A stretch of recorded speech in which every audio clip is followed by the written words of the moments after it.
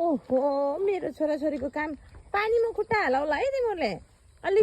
ध्यानसँग जाने है बेबी नानीको पछि पछि जाऊ है लोटिन्छ नत्र भने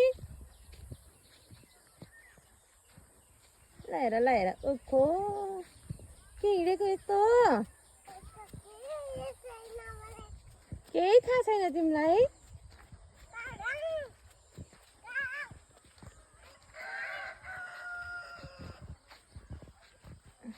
पापा खस्ला गाडी खस्ला नि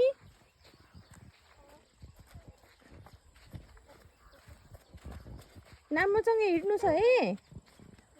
फेरि लोटिन्छ ज्ञानी भएर हिँड्नुपर्छ है खुट्टा फोहोर हुन्छ फेरि ओको ओको अड्किनु भयो ए अड्किनु भयो ल हिँड्नुहोस्